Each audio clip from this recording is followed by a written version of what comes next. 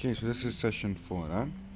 So in session 4, we're introducing the government. Now, when we introduce the government, now remember in your exam, if they say there's no government involved, it's the simple stuff in life. But now, government involved, so your aggregate demand function will change, right?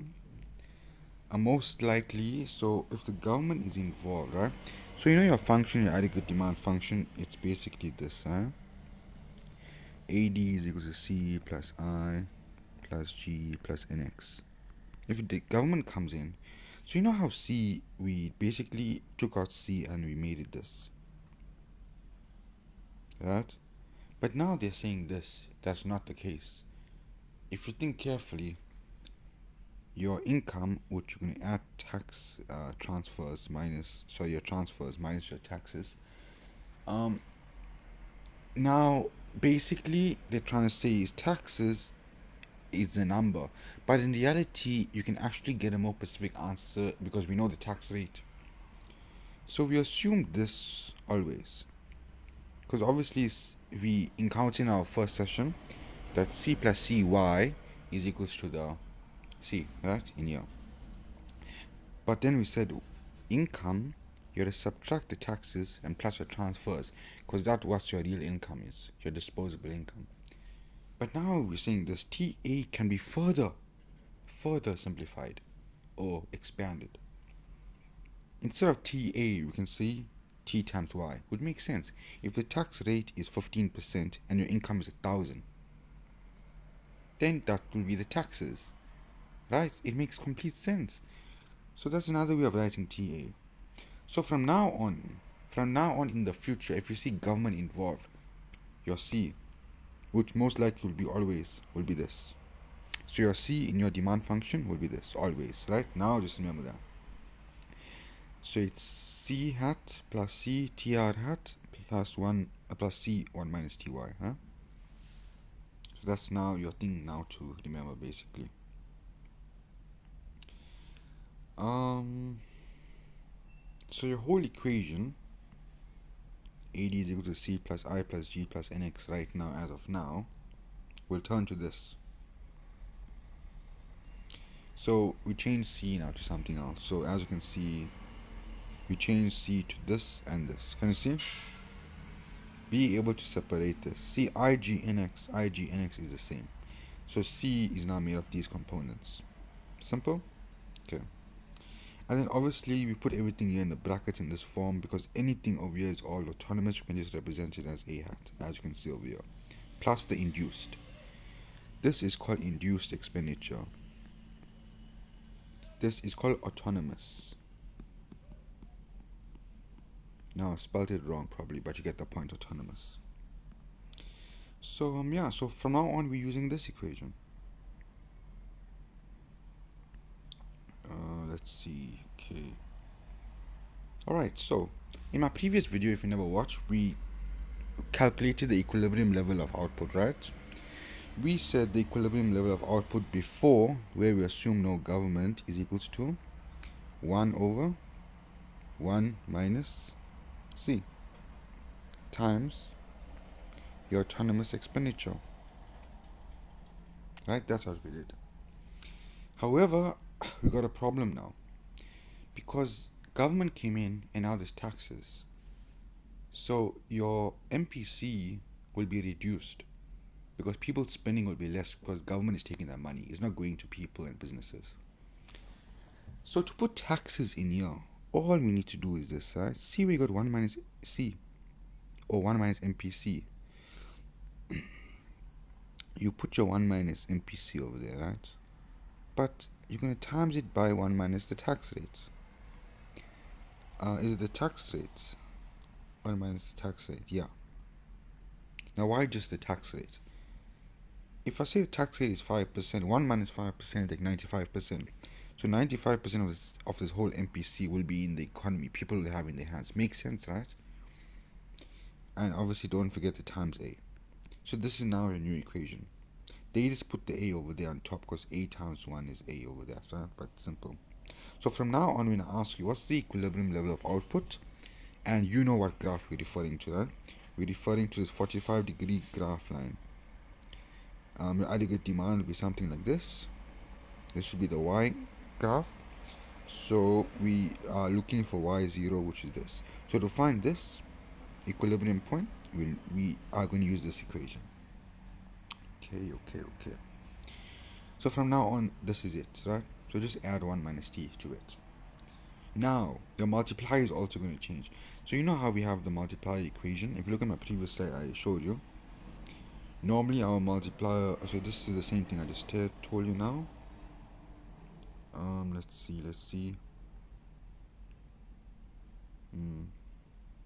Okay, so they don't show it here, right? But the multiplier now will change. How is it going to change? You just put a triangle here and a triangle here. Literally what it says, if the government increased expenditure by 1 million, so now you're going to put 1 million here over 1 minus the MPC, but you're also going to include the taxes. So it's simple, but we're going to do an example. There we go, example time. Okay, so what is the slope? Now the slope of the aggregate demand.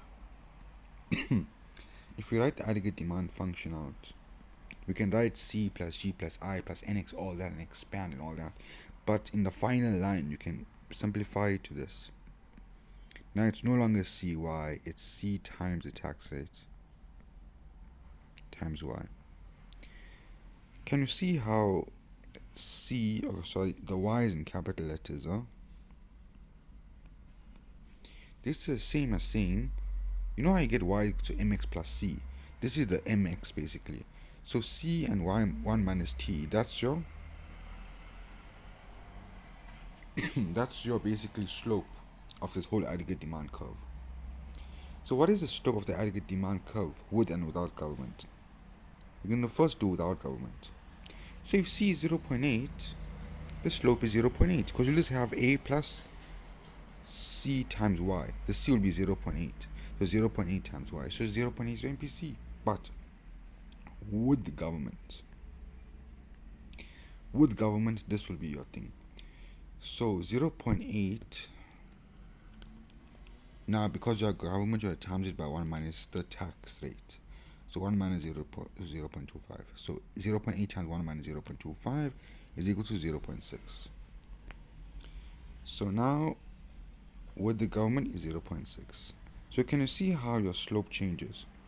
So how do you interpret this? If the slope changed, that means your aggregate demand is flatter. Think about it, logically. If you have government, your aggregate demand would be flatter. Because when the slope increases, you're going more like higher, like you're going more like this. You know what I'm saying? So yeah. Okay, and now, what is the multiplier with and without the government? Okay. The multiplier without the government is 1 over 1 minus MPC. So it's 1 over 1 minus the MPC. The MPC is the C, so 0.8. So 1 over 1 minus 0.8, that's 5, right? So the multiplier is 5 with the government. Without the government, the formula I showed you over here, here's the formula. So it's 1 minus MPC times 1 minus the tax rate. So it's 1 over 1 minus 0.8. Sorry, wait, MPC. It's 1 minus the MPC. Okay, wait, let me write it. Okay. So it's 1 minus 0.8 times 1 minus the tax rate. Okay. 1 minus 0.25. That'll give me. Okay, maybe I did something wrong here.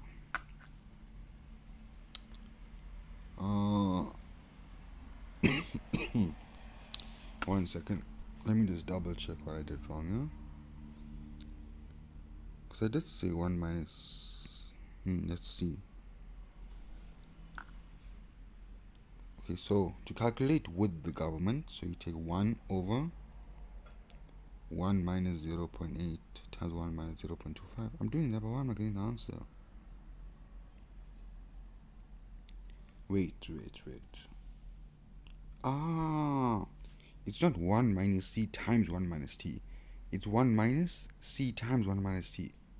Damn, okay.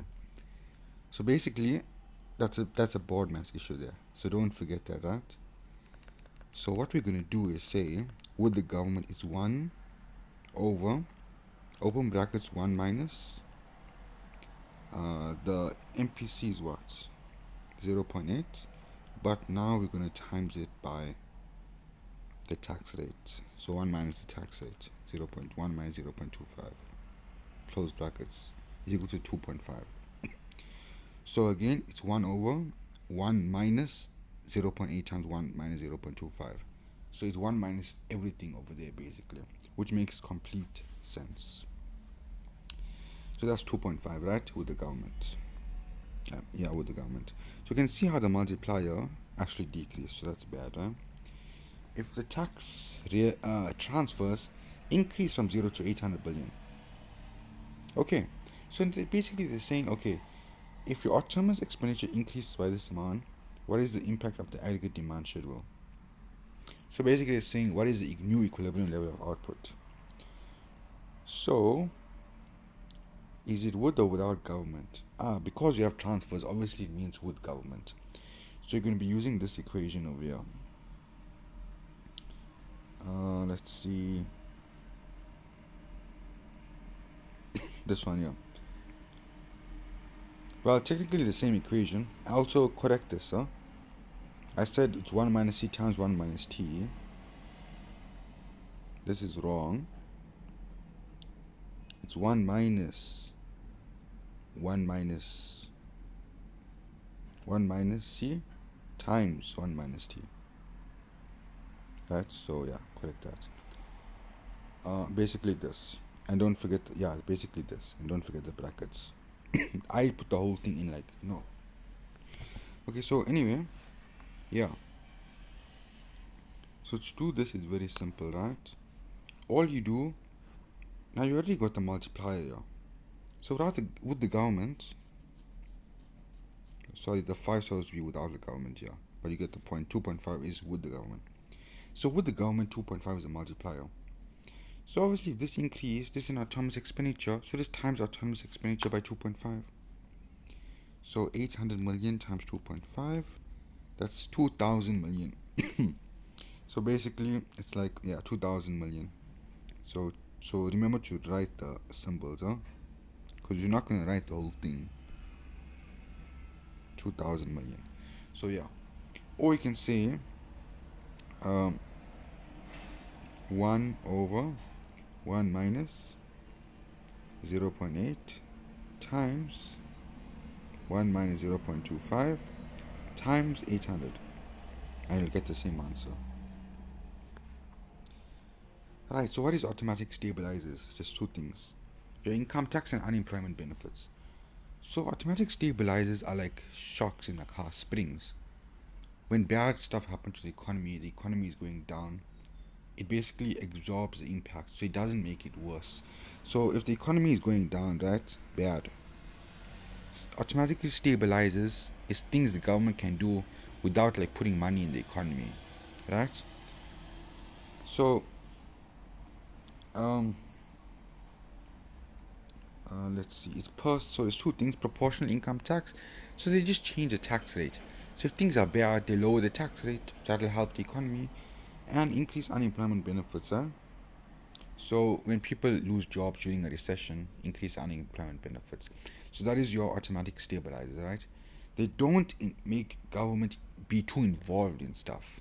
So like they don't make government spending, for example. Government spending, that's like government physically going in the economy and putting money in. This unemployment benefits are like automatic stabilizers. It's just simple, right? Give them unemployment benefits, proportional income tax, whatever.